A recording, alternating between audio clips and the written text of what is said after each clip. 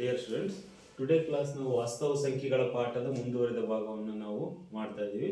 So ಅದರಲ್ಲಿ ಒಂದು very important ಏನಪ್ಪಾ ಅಂತಂದ್ರೆ ಅಭಾಗಲಬ್ಧ ಸಂಖ್ಯೆ ಎಂದು ಸಾಧಿಸಿ. ಇದನ್ನ 3 ಅಂಕಗಳಿಗೆ ಕೇಳ್ತಾರೆ ನಿಮಗೆ ಎಕ್ಸಾಮ್ಗೆ. 3 ಅಥವಾ 2 ಅಂಕಕ್ಕೆ ಬರುತ್ತೆ. ಪ್ರತಿ ವರ್ಷ ಯಾವ ವರ್ಷನೂ ಬಿಡಲ್ಲ, ಪ್ರತಿ ವರ್ಷ ಎಕ್ಸಾಮ್ಗೆ ಕೇಳ್ತಕ್ಕಂಥ ಪ್ರಶ್ನೆ. ಸ್ವಲ್ಪ ಇದನ್ನ ನೀವು ಕರೆಕ್ಟಾಗಿ ಅರ್ಥ ಮಾಡ್ಕೊಂಡು ತಿಳ್ಕೋಬೇಕಾಗುತ್ತೆ. ಓಕೆ, ಏನು ನೋಡಿ, √2, √3, √5, ಇದರಲ್ಲಿ ಯಾವ್ದಾದ್ರು √7 ಯಾವ್ದಾದ್ರು ಒಂದನ್ನು ಕೊಡ್ತಾರೆ. 3 ಅಂಕಗಳಿಗೆ ಕೇಳ್ತಾರೆ. ಅಭಾಗಲಬ್ಧ ಸಂಖ್ಯೆ ಎಂದು ಸಾಧಿಸಿ ಅಂತ ಕೇಳ್ತಾರೆ. ಸೊ ಇದನ್ನ ಸಾಧಿಸಬೇಕು ಅಂತಂದ್ರೆ ಒಂದು ವಿಧಾನ ಐತಿ. ಏನಪ್ಪಾ ಅಂತಂದ್ರೆ ಅದು ವೈರುಧ್ಯ ವಿಧಾನ ಅಂತ. ಅಂದ್ರೆ ಈ ವೈರುಧ್ಯ ವಿಧಾನದಿಂದ ನಾವು ಏನ್ ಮಾಡ್ಬೇಕಾಗುತ್ತೆ, ಸಾಧಿಸಬೇಕಾಗುತ್ತೆ. ಹಾಗಾದ್ರೆ ಫಸ್ಟ್ ನೀವು ವೈರುಧ್ಯ ವಿಧಾನ ಅಂದ್ರೆ ಏನು ಅಂತ ತಿಳ್ಕೋಬೇಕು. ವೈರುಧ್ಯ ವಿಧಾನ ಅಂತಂದ್ರೆ ಯಾವುದೇ ಒಂದು ಹೇಳಿಕೆಗೆ ನಾವು ವಿರುದ್ಧವಾಗಿ ತಗೊಳ್ಳೋದಪ್ಪ. ಈಗ ಅವರು ಅಲ್ಲೊಂದು ಹೇಳಿಕೆನ ಕೊಟ್ಟಿರ್ತಾರೆ, ಅದು ಸರಿಯಾದ ಹೇಳಿಕೆ ಅಂತ ಕೊಟ್ಟಿರ್ತಾರೆ, ನಾವು ಸಾಧಿಸಿ ಅಂತ ಹೇಳಿರ್ತಾರೆ, ಹೌದಾ? ನಾವು ಅದನ್ನ ತಪ್ಪ ಅಂತ ತಗೊಂಡು ಸಾಧಿಸ್ಕೊಂತ ಹೋಗ್ಬೇಕು. ಇದನ್ನೇ ನಾವೇನಂತ ಹೇಳ್ತೀವಿ, ವೈರುಧ್ಯ ಅಂತ ಹೇಳ್ತೀವಿ. ವಿರುದ್ಧವಾಗಿ ತಗೊಂಡು ನಾವೇನ್ ಲೆಕ್ಕನ ಮಾಡ್ತೀವಲ್ಲ, ಅದನ್ನ ನಾವು ವೈರುಧ್ಯ ವಿಧಾನ ಅಂತ ಹೇಳ್ತೀವಿ. ಸೊ ಈಗ ನಾವು ಅವ್ರೇನಂತ ಕೊಡಿದ್ರೆ √3 ಒಂದು ಅಭಾಗಲಬ್ಧ ಸಂಖ್ಯೆ ಎಂದು ಸಾಧಿಸಿ ಅಂತ ಕೇಳಿದ್ದಾರೆ. ಸೊ ಹಾಗಾದ್ರೆ ನಾವೇನ್ ಸಾಧಿಸ್ಕೊಂತ ಹೋಗ್ಬೇಕು? ಫಸ್ಟ್ ನಾವೇನ್ ತಗೊಂತೀವಿ ಅಂದ್ರೆ ಅದ್ರ ವಿರುದ್ಧ, ಹೇಳಿಕೆಯ ವಿರುದ್ಧ ನಾವು ತಗೊಂತೀವಿ. √3 ಒಂದು ಅಭಾಗಲಬ್ಧ ಸಂಖ್ಯೆ ಅಲ್ಲ ಎಂದು ಭಾವಿಸೋಣ ಅಂತ ತಗೊಂತೀವಿ. ಫಸ್ಟ್ ನಾವೇನ್ ತಗೊಂತೀವಪ್ಪ, √3 ಒಂದು ಅಭಾಗಲಬ್ಧ ಸಂಖ್ಯೆ ಅಲ್ಲ ಎಂದು ಭಾವಿಸೋಣ ಅಂತ ತಗೊಂಡ್ವಿ. ಹಾಗಾದ್ರೆ ಇದು ಅಭಾಗಲಬ್ಧ ಸಂಖ್ಯೆ ಅಲ್ಲ ಅಂತ ಅಂದ್ಮೇಲೆ ಮತ್ತೇನಾಗುತ್ತೆ? ಇದೇನಾದ್ರೂ ಒಂದು ಆಗಿರ್ಲೇಬೇಕು, ಹೌದಾ? ಏನಪ್ಪ ಅದ್ರ ವಿರುದ್ಧ? √3 ಒಂದು ಅಭಾಗಲಬ್ಧ ಸಂಖ್ಯೆ ಅಲ್ಲ ಅಂತ ಅಂದ್ಮೇಲೆ ಸೊ ಅದು ಒಂದು ಭಾಗಲಬ್ಧ ಸಂಖ್ಯೆ ಅಂತ ತಗೊಂತೀವಿ. √3 ಒಂದು ಏನಂತ ಹೇಳ್ತೀವಿ, ಭಾಗಲಬ್ಧ ಸಂಖ್ಯೆ ಆಗಿರಲಿ. ಒಂದು ಭಾಗಲಬ್ಧ ಸಂಖ್ಯೆ ಆಗಿರಲಿ ಅಂತ ತಗೋತಿದ್ರೆ, √3 ಒಂದು ಅಭಾಗಲಬ್ಧ ಸಂಖ್ಯೆ ಅಲ್ಲ ಅಂದ್ಮೇಲೆ ಅದನ್ನ ನಾವು ಏನಂತ ಹೇಳಿದ್ವಿ, ಅದೊಂದು ಭಾಗಲಬ್ಧ ಸಂಖ್ಯೆ ಅಂತ ಹೇಳಿದ್ವಿ. ಭಾಗಲಬ್ಧ ಅಂದ್ರೆ ಏನು ಅಂತ ಗೊತ್ತಿರ್ಬೇಕು. ಏನು ಭಾಗಲಬ್ಧ ಅಂತಂದ್ರೆ ಅಂಶ ಮತ್ತೆ ಛೇದವನ್ನು ಹೊಂದಿರುತ್ತೆ, ಅದಕ್ಕೆ ನಾವು ಅಭಾಗಲಬ್ಧ. ಅಂಶದಲ್ಲಿ ಸಂಖ್ಯೆ ಇರುತ್ತೆ, ಛೇದದಲ್ಲಿ ಒಂದು ಸಂಖ್ಯೆ ಇರುತ್ತೆ. ಅಂಶದಲ್ಲಿ ಯಾವ್ದಾದ್ರು ಒಂದು ಸಂಖ್ಯೆ ಇದೆ, ಅದನ್ನ ನಾವು r ಅಂತ ತಗೊಂತೀವಿ ಅಂತ ತಿಳ್ಕೊಳ್ಳಿ. ಛೇದದಲ್ಲಿ ಯಾವ್ದಾದ್ರು ಒಂದು ಸಂಖ್ಯೆ ಇದೆ, s ಅಂತ ತಗೊಂತೀವಿ ಅಂತ ತಿಳ್ಕೊಳ್ಳಿ. ಇದನ್ನ ನಾವು r/s ಅಂತ ಹೇಳ್ತೀವಿ. ಅಂದ್ರೆ s is not equal to 0, s 0 ಆಗಿರಬಾರ್ದು. So ಅಲ್ಲಿ ಒಂದು ಯಾವ್ದಾದ್ರು ಒಂದು ಸಂಖ್ಯೆನೇ ಇರಬೇಕು, ಅದನ್ನ ನಾವು ಭಾಗಲಬ್ಧ ಅಂತ ಕರಿತೀವಿ, ಭಾಗಲಬ್ಧ ಸಂಖ್ಯೆ ಅಂತ ಹೇಳ್ತೀವಿ. ಅಂದ್ರೆ ಇಲ್ಲಿ r ಮತ್ತು s ಜಾಗದಲ್ಲಿ ಯಾವ ಸಂಖ್ಯೆಗಳು, ಯಾವುದೇ ಪೂರ್ಣಾಂಕಗಳು ಇರ್ತವೆ. r ಮತ್ತು s ಜಾಗದಲ್ಲಿ ನಾವೇನಂತ ಹೇಳ್ತೀವಿ, 2 ಪೂರ್ಣಾಂಕಗಳು ಇರ್ತವೆ. ಅಂದ್ರೆ ಇಲ್ಲಿ ಬರೀತೀವಿ ನೋಡ್ರಿ, r ಮತ್ತು s ಎರಡು ಪೂರ್ಣಾಂಕಗಳಾಗಿರಲಿ ಅಂತ ತಗೊಂತೀವಿ. ಅಂದ್ರೆ ನೋಡಿ, ಇಲ್ಲಿ √3 ಅಂದ್ರೆ ಏನಂತ ಹೇಳಿದ್ವಪ್ಪ ಅಂದ್ರೆ √3 ಒಂದು ಭಾಗಲಬ್ಧ ಸಂಖ್ಯೆ ಆಗಿರಲಿ ಅಂತ ಹೇಳಿದ್ವಿ. ಭಾಗಲಬ್ಧ ಸಂಖ್ಯೆನ ನಾವು ಸಂಖ್ಯೆಗಳನ್ನ ತಗೊಂತೀವಿ, ಏನಂತ ತಗೊಂತೀವಿ ಅಂದ್ರೆ r/s ಅಂತ ತಗೊಂತೀವಿ. r/s ಅಂದ್ರೆ ಏನು ಅಂತ, ಇಲ್ಲಿ ಯಾವುದೇ ಸಂಖ್ಯೆಗಳಾಗಿರ್ಬೋದು, 6/9 ಆಗಿರ್ಬೋದು, ಸೊ ಎನಿ ಪ್ರಾಬ್ಲಮ್ 4/16 ಆಗಿರ್ಬೋದು, ಈ ರೀತಿ ಯಾವುದೇ ಸಂಖ್ಯೆಗಳ ಆಗಿರ್ತವೆ r/s ಅಂತ ಅಂದ್ರೆ. ನೆಕ್ಸ್ಟ್ ಇಲ್ಲಿ ಏನ್ ತಗೊಂತೀವಿ ಅಂದ್ರೆ, ಇಲ್ಲಿ ಯಾವುದೇ ಸಂಖ್ಯೆಗಳಾಗಿರಲಿ ಅಂತ ಹೇಳಿದೆ r/s. ಆದ್ರೆ ಯಾವುದೇ ಸಂಖ್ಯೆಗಳು, ಈ ಸಂಖ್ಯೆಗಳಿಗೆ ಸಾಮಾನ್ಯ ಅಪವರ್ತನಗಳನ್ನ ಆ ಸಂಖ್ಯೆಗಳು ಏನಾಗಿದಾವೆ, ಹೊಂದಿದವೆ ಅಂತ ಹೇಳ್ತೀವಿ. ಅಂದ್ರೆ ಇಲ್ಲಿ r ಮತ್ತು s ಗಳು ಒಂದನ್ನು ಹೊರತುಪಡಿಸಿ ಯಾವುದೇ ಸಾಮಾನ್ಯ ಅಪವರ್ತನಗಳನ್ನ ಹೊಂದಿದವೆ ಅಂತ ನಾವಿಲ್ಲಿ ಹೇಳ್ತೀವಿ. ಅಂದ್ರೆ ಏನರ್ಥ, r ಮತ್ತು s ಗಳು ಯಾವುದೇ ಒಂದನ್ನು ಹೊರತುಪಡಿಸಿ ಅಂದ್ರೆ ನೋಡಿ, r ಮತ್ತು r/s ಅನ್ನ ನಾವು 6/9 ಅಂತ ತಗೊಂಡಿದೀವಪ್ಪ. ಇವಾಗ ಸಾಮಾನ್ಯ ಅಪವರ್ತನವನ್ನ ಹೊಂದಿದವೆ. ಸೊ ನೋಡಿ ಇಲ್ಲಿ ಏನಂತ ಹೇಳ್ತೀವಿ, ನೋಡಿ ಇವೆರಡು ಒಂದೇ ಮಗ್ಗಿಯಲ್ಲಿ ಹೋಗ್ತವೆ. ಯಾವ್ದ್ರ ಮಗ್ಗಿಯಲ್ಲಿ ಹೋಗುತ್ತೆ ನೋಡ್ರಿ, 3 ಮಗ್ಗಿಯಲ್ಲಿ. 3 3 9, 3 2 6. ಸೊ 2/3 ಬಂತು. ಏನೀಗ ಇದು r/s ಸಾಮಾನ್ಯ ಅಪವರ್ತನ ಅಂದ್ರೆ ಮೂರು ಮಗ್ಗಿಯಲ್ಲಿ ಮಾಸಹನ ಹೊಂದಿದೆ ಅಂದ್ರೆ ಮೂರು ಮಗ್ಗಿಯಲ್ಲಿ ಅವೆರಡು ಕೂಡ ಏನಾಗ್ತವೆ ಭಾಗ ಆಗ್ತವಲ್ಲ, ಅದಕ್ಕೆ ನಾವೇನಂತ ಹೇಳ್ತೀವಿ, ಇವೆರಡು R/S ಸಾಮಾನ್ಯ ಅಪವರ್ತನವನ್ನು ಹೊಂದಿದವೆ. ನಾವು ಸಾಮಾನ್ಯ ಅಪವರ್ತನದಿಂದ ಕಡ್ತಾ ಹೊಡೆದ್ವಿ ಅಂದ್ರೆ ನಮ್ಗೆ ಏನ್ ಸಿಕ್ತು, 2/3 ಬಂತು. ಸೊ ನೆಕ್ಸ್ಟ್ ಇದನ್ನು ಕೂಡ ಅಷ್ಟೇ, ನಾವು ಏನು ಇದು 4 1 ಜ ನಾವು ತಗೊಂತೀವಿ, 4 4 ಜ ಅಂತ ನಾವು ಕ್ಯಾನ್ಸಲ್ ಮಾಡ್ತೀವಿ, ಹೌದಾ. ಇದನ್ನು ಕೂಡ ನಾವು ಏನ್ ಮಾಡಿದ್ವಿ, ಕಡ್ತಾ ಹೊಡೆದ್ವಿ, 1/4 ಬಂತು. ಸೊ ನೀವು ಈ ರೀತಿ ಇನ್ನು ಎಷ್ಟು ಉದಾಹರಣೆಗಳನ್ನಾದ್ರೂ ನೀವು ತಗೊಂಡು ನೋಡ್ಬೋದು. 4/2 ಅಂತ ತಗೊಂತೀವಪ್ಪ. ಇದನ್ನು ಕೂಡ ನಾವು 2 1 ಜ 2 2 ಏನ್ ಬಂತು, 1/2 ಬಂತು. ಈ ರೀತಿ ಪ್ರತಿಯೊಂದು ಸಂಖ್ಯೆನ ನಾವು ಏನ್ ಮಾಡ್ತೀವಿ, ಇಲ್ಲಿ ಸಾಮಾನ್ಯ ಅಪವರ್ತನದಿಂದ ತೆಗಿತೀವಿ. ಸಾಮಾನ್ಯ R ಮತ್ತು S ಗಳಲ್ಲಿ ಇರ್ತಕ್ಕಂಥ R ಮತ್ತು S ಗಳಲ್ಲಿ ಸಾಮಾನ್ಯ ಅಪವರ್ತನದಿಂದ ಭಾಗಿಸಿ ಇನ್ನೊಂದು ಸಂಖ್ಯೆನ ನಾವು ಪಡ್ಕೊಂತೀವಿ. ಅದಕ್ಕೆ ನಾವಲ್ಲಿ ಏನಂತ ಹೇಳ್ತೀವಪ್ಪ ಅಂದ್ರೆ R ಮತ್ತು S ಗಳು ಒಂದನ್ನು ಹೊರತುಪಡಿಸಿ R ಮತ್ತು S ಗಳು ಇಲ್ಲಿ ನೋಡ್ಲಿ ಒಂದನ್ನು ಹೊರತುಪಡಿಸಿ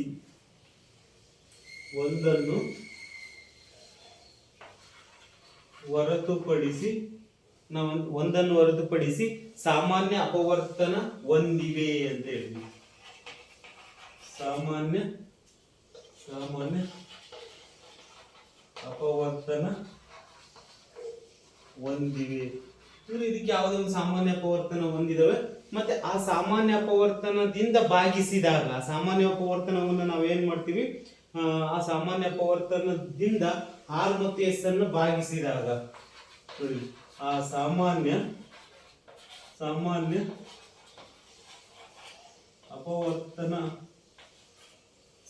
ಅಪವರ್ತನದಿಂದ R ಮತ್ತು S ಗಳನ್ನು ಭಾಗಿಸಿದಾಗ ಏನು ಉಳಿತೈತಿ, ಸಾಮಾನ್ಯ ಅಪವರ್ತನದಿಂದ R ಮತ್ತು S ಗಳನ್ನು ಭಾಗಿಸಿದಾಗ ನಮಗೆ ಇಲ್ಲಿ ಏನು ಹೊಸದೊಂದು ಸಿಗುತ್ತೆ, ಸಂಖ್ಯೆ ಸಿಗುತ್ತೆ. ಆಗ್ಲೇ ನಾವು ಭಾಗಿಸಿದ್ವಿ, 6/9 ಭಾಗಿಸಿದಾಗ 3 3 ಜ 3 2/3 ಸಿಕ್ತು. 2/3 ಆಗಿರ್ಬೋದು, 1/2 ಆಗಿರ್ಬೋದು. ಈ ರೀತಿ ಹೊಸದೊಂದು ಸಂಖ್ಯೆ ಬರುತ್ತೆ. ಅದಕ್ಕೆ ನಾವು ಅದನ್ನ ನಾವೇನಂತ ಕಂತೀವಿ, A/B ಅಂತ ಬರ್ಕೊಂತೀವಿ. A/B ಅಂತ ಬರ್ಕೊಂತೀವಿ. ನೋಡಬಹುದು ಇಲ್ಲಿ ಯಾವುದೇ ಸಾಮಾನ್ಯ ಅಪವರ್ತನದಿಂದ ಭಾಗಿಸಿದಾಗ ಬರ್ತಕ್ಕಂಥ ಸಂಖ್ಯೆ ಏನಾಗಿರ್ತವೆ, ಒಂದು ಅವು ಅವಿಭಾಜ್ಯ ಸಂಖ್ಯೆಗಳಾಗಿರ್ತವೆ.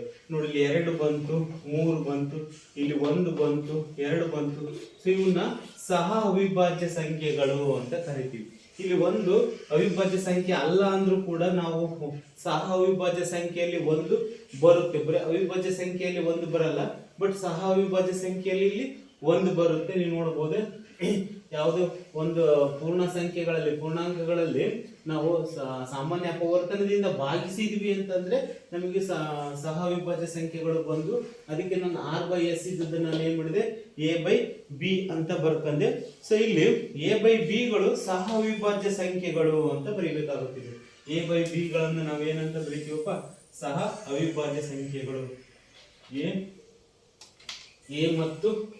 A ಮತ್ತು B ಗಳು ಸಹ ಅವಿಭಾಜ್ಯ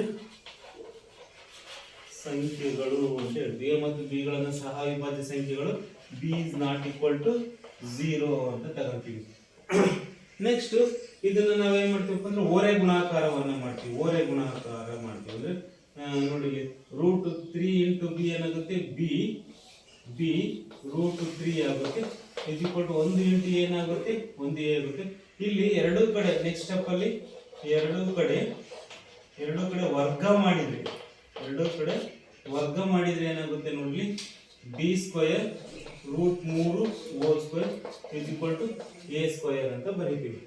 ಸೊ ಹಂಗಾದ್ರೆ ಇದೇನಾಗುತ್ತೆ ನೋಡಿ, ಸ್ಕ್ವೇರ್ಗೂ ರೂಟ್ ಗೆಟ್ ಕ್ಯಾನ್ಸಲ್, 3B² ಬರುತ್ತೆ, A². ಇದು ಸಮೀಕರಣ ನಂಬರ್ 1 ಅಂತ ಇಟ್ಕೊಳ್ಳೋಣ. ಸಮೀಕರಣ ನಂಬರ್ 1. ಈಗ ಇದನ್ನ ನಾವೇನ್ ಮಾಡೋಣ, 3ಅನ್ನ = ಆ ಕಡೆ ಹಾಕೋಣ. B² A². 3 ಆಚೆ ಕಡೆ ಹೋದ್ರೆ ಛೇದದಲ್ಲಿ ಏನ್ ಬರುತ್ತೆ, 3 ಬರುತ್ತೆ. ಅಂದ್ರೆ ಇಲ್ಲಿ ಏನರ್ಥ ಅಂದ್ರೆ 3 A² ಅನ್ನ ಭಾಗಿಸುತ್ತದೆ. A² ಅನ್ನ ಭಾಗಿಸುತ್ತದೆ ಅಂತ ಅರ್ಥ. ಅಂದ್ರೆ 3 ಎ ಸ್ಕ್ವೇರ್ ಅನ್ನ ಭಾಗಿಸುತ್ತದೆ ಅಂತ ಅಂದ್ರೆ ಏನಾಗುತ್ತೆ ಅಂದ್ರೆ 3 ಎ ಅನ್ನು ಕೂಡ ಏನ್ ಮಾಡುತ್ತದೆ, ಭಾಗಿಸುತ್ತೆ. 3 ಎ ಅನ್ನ ಭಾಗಿಸುತ್ತದೆ ಅಂತ ಆಗುತ್ತೆ. 3 ಎ ಅನ್ನ ಭಾಗಿಸುತ್ತದೆ ಅಂದ್ರೆ 3 ಎ ನ ಅಪವರ್ತನ ಅಂತ ಹೇಳ್ತೀವಿ. 3 ಎ ಮಧ್ಯೆಯಲ್ಲಿ ಬರ್ತತಿ ಅಂತ ಅಂದ್ರೆ 3 ಎ ನ ಅಪವರ್ತನ. 3 ಎ ನ ಭಾಗಿಸುತ್ತದೆ. ಉದಾಹರಣೆ ನೋಡಪ್ಪ, 3 9 ಭಾಗಿಸುತ್ತದೆ ಅಂತ ಹೇಳ್ತೀವಿ ನಾವು. 3 9 ಭಾಗಿಸುತ್ತದೆ. ಹಾಗಾದ್ರೆ ಫಸ್ಟಿಗೆ ನಾವು 3 ಸ್ಕ್ವೇರ್ ಅನ್ನ ಭಾಗಿಸುತ್ತದೆ ಅಂತ ತಗೊಂತೀವಿ. 3 ಸ್ಕ್ವೇರ್ ಅನ್ನ ಭಾಗಿಸುತ್ತದೆ ಅಂದ್ಮೇಲೆ 3 ಈಗ ನಾವು 4 ಸ್ಕ್ವೇರ್ ಅಂತ ತಗೊಂತೀವಿ ಅಂತ ತಿಳ್ಕೊಳ್ಳಿ. 3 4 ಸ್ಕ್ವೇರ್ ಅನ್ನ ಭಾಗಿಸುತ್ತದೆ ಅಂತ ಅಂದ್ರೆ 3 4 ಅನ್ನು ಏನ್ ಮಾಡುತ್ತೆ, ಇಲ್ಲಿ ಭಾಗಿಸುತ್ತದೆ ಅಂತ ಅರ್ಥ. 3 ಎ ಸ್ಕ್ವೇರ್ ಅನ್ನು ಭಾಗಿಸುತ್ತದೆ ಅಂದ್ರೆ 3 ಎ ಅನ್ನ ಭಾಗಿಸುತ್ತದೆ. ಹಂಗಾದ್ರೆ ಇಲ್ಲೇನ್ ಹೇಳ್ತೀವಪ್ಪ ಅಂದ್ರೆ 3 ಏನ ಅಪವರ್ತನ, ಸಾರಿ 3 ಅಂತ ತಗೊಂಡ್ ಬಿಡ, 2 ಅಂತ ತಗೊಂಡ, 4 ಅಂತ ತಗೊಂಡಿದ್ವಲ್ಲ, 2 4 ಸ್ಕ್ವೇರ್ ಅನ್ನ ಭಾಗಿಸುತ್ತದೆ ಅಂದ್ರೆ 2 4 ಅನ್ನು ಕೂಡ ಏನ್ ಮಾಡುತ್ತೆ, ಭಾಗಿಸುತ್ತದೆ ಅಂತ ಆಯ್ತು. ನೆಕ್ಸ್ಟ್ 3 ಏನ ಅಪವರ್ತನ ಅಂತ ಬರ್ತೀವಿ. 3 ಏನ ಅಪವರ್ತನವಾಗಿದೆ ಅಂತ ಬರ್ತೀವಿ. 3 ಏನ ಅಪವರ್ತನವಾಗಿದೆ. ಇದನ್ನ ನೆನ್ಪಿಟ್ಕೊಳ್ಳಿ ನೀವು. ಈಗ ಏನಾಯ್ತಲ್ಲಿ ನಾನು ಇನ್ನೊಂದ್ಸಲ ಹೇಳ್ಬಿಡ್ತೀನಿ ನೋಡ್ರಿ. √3 ಒಂದು ಅಭಾಗಲಬ್ಧ ಸಂಖ್ಯೆ ಅಲ್ಲ ಅಂತ ತಗೊಂಡಿದೀವಿ. ಹಂಗಂದ್ರೆ √3 ಒಂದು ಏನಂತ ಹೇಳ್ತೀವಿ, ಭಾಗಲಬ್ಧ ಸಂಖ್ಯೆ ಆಗಿರಲಿ ಅಂತ ತಗೊಂತೀವಿ. ಸೊ ಅದು ಭಾಗಲಬ್ಧ ಸಂಖ್ಯೆ ಆಗೈತೆ ಅಂತ ಅಂದ್ಮೇಲೆ r ಮತ್ತು s ಗಳು ಎರಡು ಪೂರ್ಣಾಂಕಗಳಾಗಿರಲಿ ಅಂತ ಹೇಳ್ತೀವಿ. ಅಂದ್ರೆ r ಮತ್ತು √3 r/s ಅಂತ ಹೇಳ್ತೀವಿ. r/s ಗಳು ಇಲ್ಲಿ ಏನಾಗಿದೆ ಅಂದ್ರೆ ಒಂದನ್ನು ಹೊರತುಪಡಿಸಿ ಸಾಮಾನ್ಯ ಅಪವರ್ತನವನ್ನ ಹೊಂದಿವೆ ಅಂತ ಹೇಳ್ತೀವಿ. ಸಾಮಾನ್ಯ ಅಪವರ್ತನದಿಂದ ಅವನ್ನ ಭಾಗಿಸಿದಾಗ r ಮತ್ತು s ಗಳಲ್ಲಿ ಸಾಮಾನ್ಯ ಅಪವರ್ತನದಿಂದ ಅವನ್ನ ನಾವು r ಮತ್ತು s ಗಳನ್ನ ಭಾಗಿಸಿದಾಗ ನಮಗೆ a/b ಬೇರೆ ಸಂಖ್ಯೆಗಳು ಬಂದು. ಎಂತ ಸಂಖ್ಯೆಗಳು? a/b ಗಳು ಸಹವಿಭಾಜ್ಯ ಸಂಖ್ಯೆಗಳು ಬಂದು. ಸೊ ಇದನ್ನ ನೆನಪಿಟ್ಕೊಳ್ಳಿ, ಸಹವಿಭಾಜ್ಯ ಸಂಖ್ಯೆಗಳು ಬಂದು. ಸೊ ಇದನ್ನ ಓರೆ ಗುಣಾಕಾರ ಮಾಡಿದ್ರೆ b × √3 a ಬಂತು. ಸೊ ಇದನ್ನ ಎರಡು ಕಡೆ ವರ್ಗ ಮಾಡಿದ್ರೆ b² × √3² a². Square root get cancel ಆಗಿ 3b² a² ಸಮೀಕರಣ ನಂಬರ್ 1 ಅಂತ ಹೇಳ್ತೀವಿ. ಈ 3 ಇಜ್ಕೊಟ್ಟಿದ್ದ ಆ ಕಡೆ ಹಾಕಿದ್ರೆ a²√3. ಇಲ್ಲಿ ಏನಂತ ಅರ್ಥ ಅಂದ್ರೆ 3a² ಅನ್ನು ಭಾಗಿಸುತ್ತದೆ, 3a ಅನ್ನು ಭಾಗಿಸುತ್ತದೆ, 3a ನ ಅಪವರ್ತನ ಅಂತ ಹೇಳ್ತೀವಿ. ಸೊ ಹಾಗಾದ್ರೆ ನೆಕ್ಸ್ಟ್ ನಾವು ಏನ್ ಹೇಳ್ತೀವಪ್ಪ ಅಂದ್ರೆ 3a ಅಪವರ್ತನ ಅಂತ ಅಂದ ಮೇಲೆ ನಾವು ನಾವೆಲ್ಲಿ ಬರಿತೀವಪ್ಪ, ನಾವು ಬಾಧ್ಯದಲ್ಲಿ ಬರಿತೀವಿ. 3 ನಾವು ಇಲ್ಲಿ ಬರ್ತೀವಿ. ಅಂದ್ರೆ 3 ಏನ್ ಮಾಡುತ್ತೆ ಅಂದ್ರೆ 3a ನ ಭಾಗಿಸುತ್ತದೆ. ಹಿಂಗ್ ಭಾಗಿಸ್ತೀವಿ. ಹೌದೇನಪ್ಪ, 3a ನ ಭಾಗಿಸ್ತೀವಿ. 3 ಇಲ್ಲಿ ಯಾವ್ದೋ ಒಂದು ಸಂಖ್ಯೆ ಬರುತ್ತೆ, 3 ಎಷ್ಟೇ ಇಲ್ಲಿ ತಗೊಂತೀವಿ. ಶೇಷ ಏನ್ ಬರುತ್ತೆ, ಭಾಗಿಸ್ತತೆ ಅಂದ್ಮೇಲೆ ಶೇಷ 0, r = 0. ಇಲ್ಲೊಂದು ಯಾವ್ದಾದ್ರು ಒಂದು ನಂಬರ್ ಅನ್ನು ನಾವು ಬರಿತೀವಿ. ಅಂದ್ರೆ ಅರ್ಥ ಏನಿದು ಅಂತ ಅಂದ್ರೆ ಭಾಜ್ಯ ಇವೆರಡರ ಗುಣಲಬ್ಧ 3c ಪ್ಲಸ್ ಕೊನೆಗೆ ಏನು ಉಳಿತೈತಿ, ಶೇಷ ಉಳಿತೈತಿ. ಪ್ಲಸ್ ಶೇಷನ ಕೂಡಬೇಕು. ಇದು ಬಾಧ್ಯತೆಯ ನಿಯಮ ಗೊತ್ತಿದೆ ನಿಮಗೆ. ಭಾಜಕ ಇಂಟು ಭಾಗಲಬ್ಧ, ಭಾಜ್ಯ ಭಾಜಕ ಇಂಟು ಭಾಗಲಬ್ಧ ಪ್ಲಸ್ ಶೇಷ. ಇದನ್ನ ನಾವು a = 3c ಪ್ಲಸ್ r ಅಂತ ಹೇಳ್ತೀವಿ. r ಅಂದ್ರೆ ಇಲ್ಲಿ ನಮಗೆ ಶೇಷ 0 ಬರುತ್ತೆ. ಯಾಕಂದ್ರೆ 3a ನ ಭಾಗಿಸುತ್ತದೆ ಅಂದ್ರೆ ಅರ್ಥ ಏನು, ಶೇಷ 0 ಬಂದಿದೆ ಅಂತ ಅರ್ಥ. ಸೊ ನಾವಿಲ್ಲಿ ಅದಕ್ಕೆ ನಾವು a = 3c ಅಂತ ಅಷ್ಟೇ ಬರೀತೀವಿ. ಇದನ್ನ ನಾವು ಸಮೀಕರಣ 1ರಲ್ಲಿ ಹಾಕಲಾಗಿದೆ ಅಂತ ಹೇಳ್ತೀವಿ. ಇದನ್ನ ನಾವು ಏನಂತ ಹೇಳ್ತೀವಿ, ಸಮೀಕರಣ 1ರಲ್ಲಿ ನಾವು ಏನ್ ಮಾಡ್ತೀವಿ, ಹಾಕ್ತೀವಿ. ಸಮೀಕರಣ 1ರಲ್ಲಿ ಇದನ್ನ ಹಾಕ್ತೀವಿ. ಸಮೀಕರಣ 1 ಏನಿದೆ ಬರ್ಕಂತೀವಿ. ಅದನ್ನ 3b² ಇಲ್ಲೇನಿದೆ, a ಇದೆ.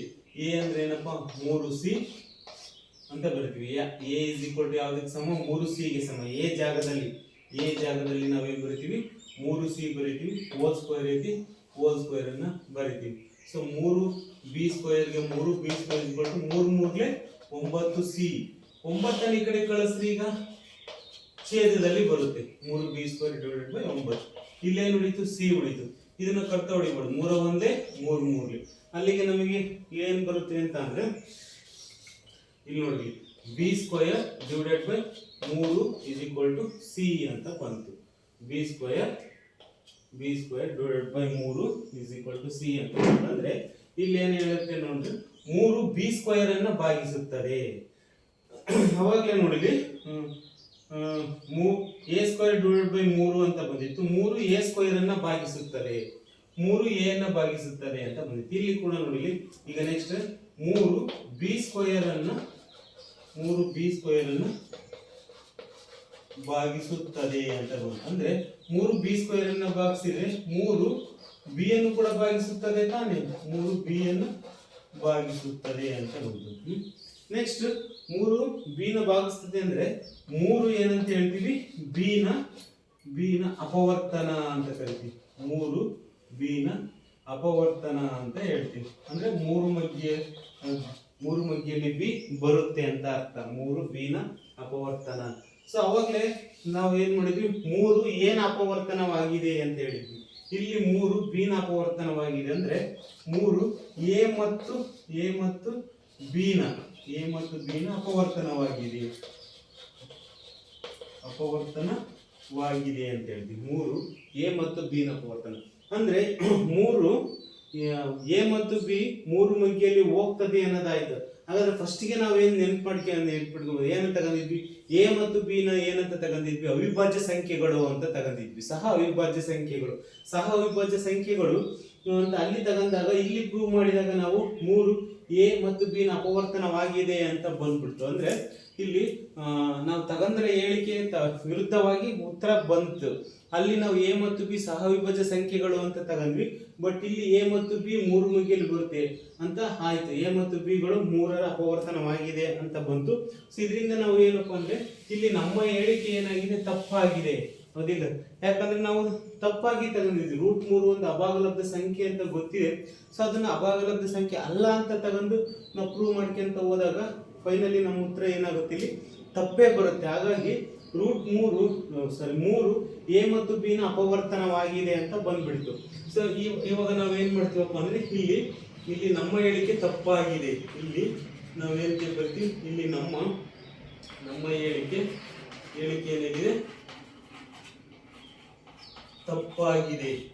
ಅಂದ್ರೆ ಸರಿಯಾಗಿರೋ ಹೇಳಿಕೆ ಏನಂದ್ರೆ, ಸರಿಯಾಗಿರೋ ಹೇಳಿಕೆ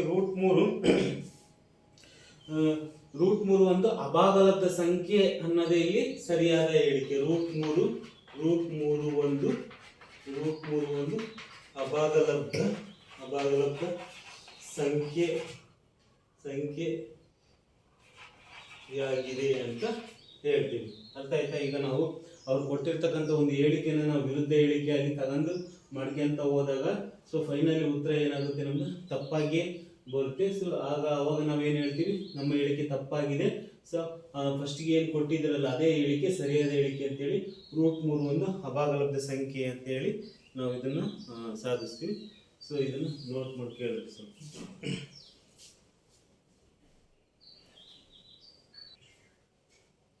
ಓಕೆ, ಈ ನೆಕ್ಸ್ಟ್ ಪ್ರಾಬ್ಲಮ್ ಅನ್ನು ನೋಡೋಣ. ಸೊ 3 + 2√5 ಒಂದು ಅಭಾಗಲಬ್ಧ ಸಂಖ್ಯೆ ಎಂದು ಸಾಧಿಸಿ ಅಂತ ಕೇಳ್ತಾರೆ. ಸೊ ಇದನ್ನು 2 ಮಾರ್ಕ್ಸ್ಗೆ ನಿಮಗೆ ಎಕ್ಸಾಮ್ಗೆ ಕೇಳ್ತಾರೆ, ವೆರಿ ಇಂಪಾರ್ಟೆಂಟ್ ಒನ್. ಸೊ ಅದನ್ನ √3, √2, √5 ಅಭಾಗಲಬ್ಧ ಸಂಖ್ಯೆ ಅಂತ ಸಾಧಿಸಿ ಅಂತ ಕೇಳಿದ್ರೆ ಅದು 3 ಮಾರ್ಕ್ಸಿಗೆ.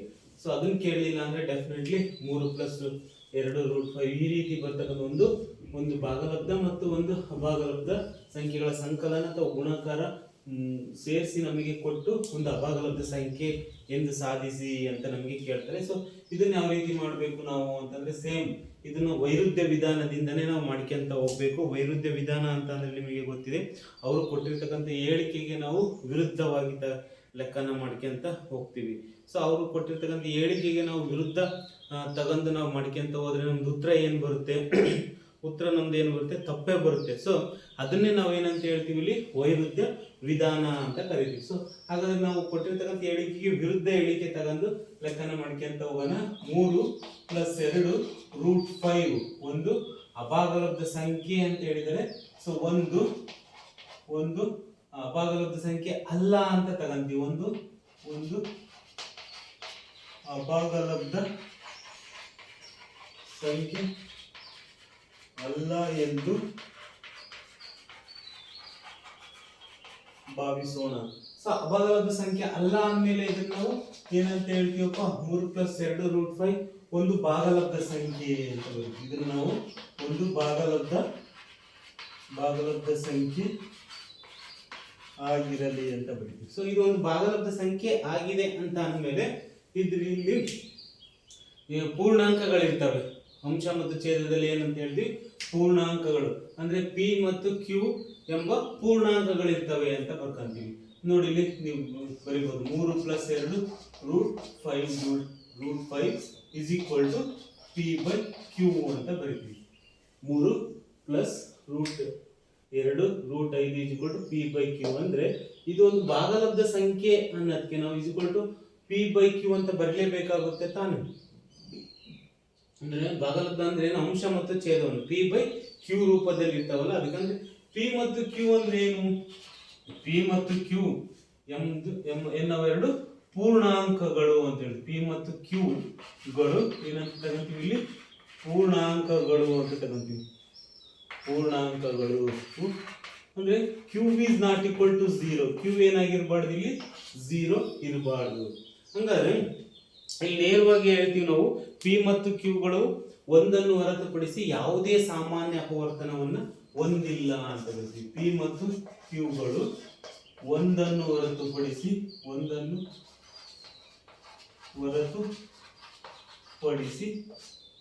ಯಾವುದೇ P ಮತ್ತು Q ಗಳು ಯಾವುದೇ ಸಾಮಾನ್ಯ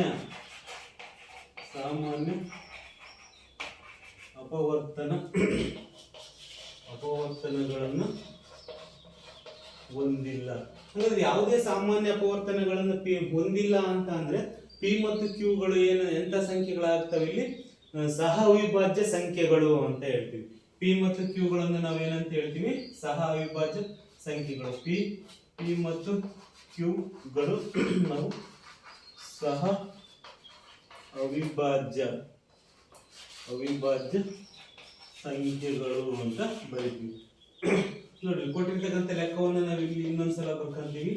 3+2 √5 ಮ್ಯಾಗ್ನ ಸ್ಟೆಪ್ಪನ್ನ P/Q ಅಂತ ಬರೀತೀವಿ. ಸೊ ಅಂದ್ರೆ ಏನಪ್ಪ ಇಲ್ಲಿ ಅಂತಂದ್ರೆ 3 ಇಂದ ಆ ಕಡೆ ಹಾಕ್ತೀವಿ.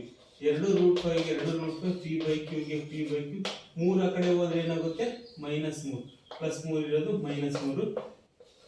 Q ಅನ್ನ ನಾವು ಲಾಸ್ ತಗೊಂತೀವಿ.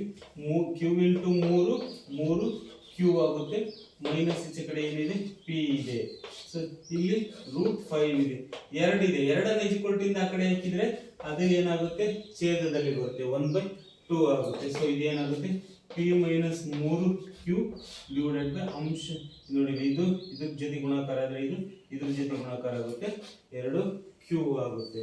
ಸೊ ಅಂದ್ರೆ √5 P - 3Q / 2Q ಅಂದ್ರೆ √5 ಯಾವುದಕ್ಕೆ ಸಮ, ಇದಕ್ಕೆ ಸಮ ಅಂತ ಆಯ್ತು. ಅಂದ್ರೆ ಇದು ಯಾವ ರೀತಿ ಇದೆ, ಅಂಶ ಮತ್ತು ಛೇದ P/Q ರೂಪದಲ್ಲಿದೆ.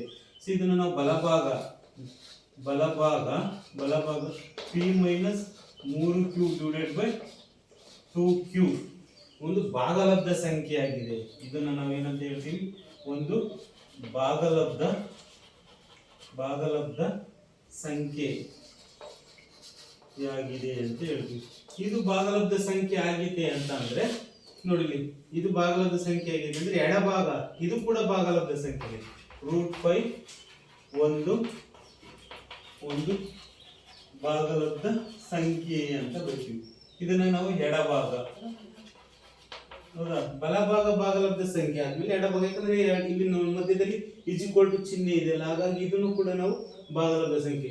ಹಾಗಾದ್ರೆ ಸ್ವಲ್ಪ ನೀವು ಯೋಚನೆ ಮಾಡಿ, √5 ಒಂದು ಭಾಗಲಬ್ಧ ಸಂಖ್ಯೆನ. ಸೊ ನಾವು ಅಭಾಗಲಬ್ಧ ಸಂಖ್ಯೆ ಅಂತ ಆಲ್ರೆಡಿ ಇಂದಿನ ಲೆಕ್ಕಗಳಲ್ಲಿ √2 √3 √5 ಇವನ್ನೆಲ್ಲವನ್ನು ನಾವೇನಂತ ಹೇಳಿದೀವಿ, ಅಭಾಗಲಬ್ಧ ಸಂಖ್ಯೆಗಳು ಅಂತ ನಾವು ಇಲ್ಲಿ ಪ್ರೂವ್ ಮಾಡಿಬಿಟ್ಟಿದೀವಿ. ಹಾಗಿದ್ಮೇಲೆ ಇಲ್ಲಿ √5 ಒಂದು ಭಾಗಲಬ್ಧ ಸಂಖ್ಯೆ ಅಂತ ಬಂತಲ್ಲ. ಸೊ ಏನಿದೆ ಹೇಳಿಕೆ, ತಪ್ಪಾಗಿದೆ, ಹೌದು ತಾನೆ? ಯಾಕಂದ್ರೆ ನಾವು ಸರಿಯಾಗಿರ್ತಕ್ಕಂಥ ಹೇಳಿಕೆನೇ ಇಲ್ಲಿ ತಪ್ಪಾದ ನಾವು ತಪ್ಪಾಗಿ ತಗೊಂಡು ಲೆಕ್ಕನ ಮಾಡ್ಕೊಂತ ಬಂದಿದೀವಿ. ನಮ್ಮ ಉತ್ತರ ಫೈನಲ್ ಆಗಿ ಏನು ಬಂದಿದೆಯಲ್ಲ, √5 ಒಂದು ಭಾಗಲಬ್ಧ ಸಂಖ್ಯೆ ಅನ್ನೋದು ತಪ್ಪಾಗಿದೆ. ಸೊ ಇದು ವೈರುಧ್ಯಕ್ಕೆ ಎಡೆ ಮಾಡಿ ಕೊಡುತ್ತದೆ. ಇದು ಈ ಹೇಳಿಕೆ ನಾವೇನಂತ ಹೇಳ್ತೀವಿ, ಈ ನಮ್ಮ ಹೇಳಿಕೆ ತಪ್ಪಾಗಿದೆ ಅಂತ ಬರೆಯೋಣ. ಈಗ ನಮ್ಮ ಹೇಳಿಕೆ ಏನಾಗಿದೆ, ಹೇಳಿಕೆ ತಪ್ಪಾಗಿದೆ. ಸೊ ಇದು ಏನಾಗಿದೆ, ಇದು ವೈರುಧ್ಯಕ್ಕೆ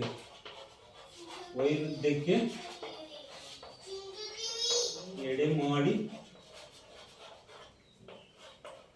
ಮಾಡಿ ಕೊಡುತ್ತದೆ. ಹಾಗಾದ್ರೆ ಸರಿಯಾದ ಹೇಳಿಕೆ ಏನು? ಸೊ ಕ್ವಶನ್ ಇಲ್ಲಿ ನೋಡಿ, 3 ಪ್ಲಸ್ 2 ರೂಟ್ 5 ಒಂದು ಅಭಾಗಲಬ್ಧ ಸಂಖ್ಯೆ ಅನ್ನೋದೇ ನಮ್ದಿಲ್ಲಿ ಸರಿಯಾದ ಹೇಳಿಕೆ. ಈ ರೀತಿ ನಾವು 2 ಅಂಕ ಕೇಳಿದ್ರೆ ಅಂದ್ರೆ 2 ಅಂಕಕ್ಕೆ ನಾವು ಈ ಲೆಕ್ಕಗಳನ್ನ ಮಾಡಲೇಬೇಕಾಗುತ್ತೆ. ಸೊ ಇದನ್ನ ಅರ್ಥ ಮಾಡ್ಕೊಂಡೆ ನೀವು ಲೆಕ್ಕಗಳನ್ನ ಬಿಡಿಸ್ಬೇಕಾಗುತ್ತೆ. ಸೊ ಬೇಕಾದ್ರೆ ಇನ್ನೊಂದ್ಸಲ ಫಾಸ್ಟ್ ರಿವಿಷನ್ ಮಾಡ್ತೀನಿ. 3 ಪ್ಲಸ್ 2 ರೂಟ್ 5 ಒಂದು ಅಭಾಗಲಬ್ಧ ಸಂಖ್ಯೆಯಿಂದ ಸಾಧಿಸಿ ಅಂತ ಕೇಳಿದ್ರೆ 3 ಪ್ಲಸ್ 2 ರೂಟ್ 5 ಒಂದು ಅಭಾಗಲಬ್ಧ ಸಂಖ್ಯೆ ಅಲ್ಲ ಅಂತ ತಗೋಬೇಕು. ಹೇಳಿಕೆಗೆ ವಿರುದ್ಧವಾಗಿ ಅಲ್ಲ ಅಂದ್ಮೇಲೆ ಅದನ್ನ ನಾವು ಭಾಗಲಬ್ಧ ಸಂಖ್ಯೆ ಏನಾದ್ರೂ ಒಂದು ಆಗಿರ್ಲೇಬೇಕು ತಾನೆ. ಅದ್ರ ವಿರುದ್ಧ ಅಭಾಗಲಬ್ಧ ಸಂಖ್ಯೆ ವಿರುದ್ಧ ಭಾಗಲಬ್ಧ, ಅದಕ್ಕೆ ನಾವು ಭಾಗಲಬ್ಧ ಸಂಖ್ಯೆ ಆಗಿರಲಿ ಅಂತ ತಗೊಂತೀವಿ. ಭಾಗಲಬ್ಧ ಅಂದ್ಮೇಲೆ ಅಂಶ ಮತ್ತು ಛೇದ ಇದ್ದೇ ಇರುತ್ತೆ ತಾನೆ. ಅಂಶ ಮತ್ತು ಛೇದದ ರೂಪದಲ್ಲಿ ಬರ್ಕಂತೀವಿ. ಪೂರ್ಣಾಂಕಗಳನ್ನ ಬರ್ಕಂತೀವಿ. ಪೂರ್ಣಾಂಕಗಳನ್ನು ಯಾವುದೇ ಸಂಖ್ಯೆನ ಬರ್ಕನ ಬದಲಿ ನಾವು ಅದ್ರ ರೆಪ್ರೆಸೆಂಟೇಟಿವ್ ಆಗಿ ನಾವು p/q ಅಂತ ಬರ್ಕಂತಿದೀವಿ. ಏನು p/q ಅಂತ ಅಂದ್ರೆ ಅವು ಪೂರ್ಣಾಂಕಗಳು. q is not equal to 0 ಅಂದ್ರೆ p ಮತ್ತು q ಗಳು ಒಂದನ್ನು ಹೊರತುಪಡಿಸಿ ಯಾವುದೇ ಸಾಮಾನ್ಯ ಅಪವರ್ತನವನ್ನು ಹೊಂದಿಲ್ಲ ಅಂತ ಇಲ್ಲೇ ಹೇಳ್ಬಿಟ್ಟಿದ್ದಾರೆ, ಹೌದಾ? ಇಲ್ಲಿ ಹಾಗಾಗಿ ನಾವು p/q ನೇ ಮುಂದುವರಿಸ್ಕೊಂತ ಹೋಗ್ತೀವಿ. ಇಲ್ಲ ಅಂದ್ರೆ ಯಾವ್ದಾದ್ರು ಸಾಮಾನ್ಯ ಅಪವರ್ತನ ಹೊಂದಿದೆ ಅನ್ನೋದಾಗಿದ್ರೆ ಅವನ ಸಾಮಾನ್ಯ ಅಪವರ್ತನದಿಂದ ಭಾಗಿಸಿ ಮತ್ತೆ ಬೇರೆ ಸಂಖ್ಯೆನ ಪಡ್ಕೊಂಡಿರ್ತಿದ್ವಿ, ಹೌದಾ?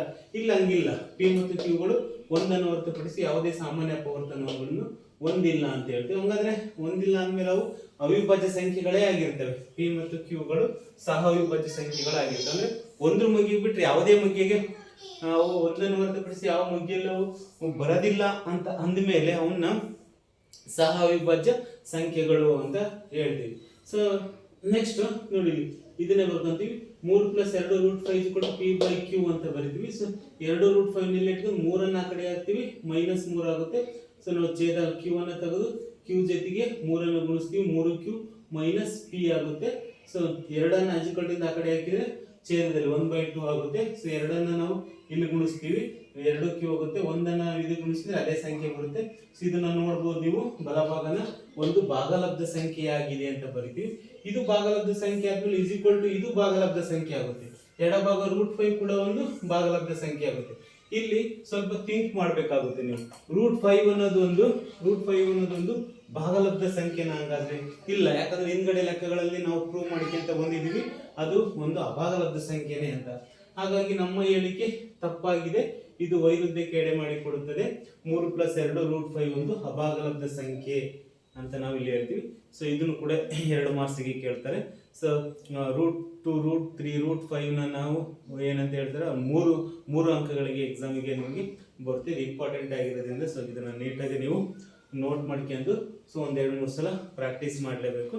ಸೊ ಇಲ್ಲಿಗೆ ವಿಡಿಯೋನ ಇಲ್ಲಿಗೆ ಕ್ಲಾಸನ್ನು ಸ್ಟಾಪ್ ಮಾಡೋಣ. ನೆಕ್ಸ್ಟ್ ಕ್ಲಾಸಲ್ಲಿ ಕಂಟಿನ್ಯೂ ಮಾಡೋಣ. ಸೊ ಇದನ್ನ ಲೆಕ್ಕನ ಬರ್ಕೊಳ್ರಿ.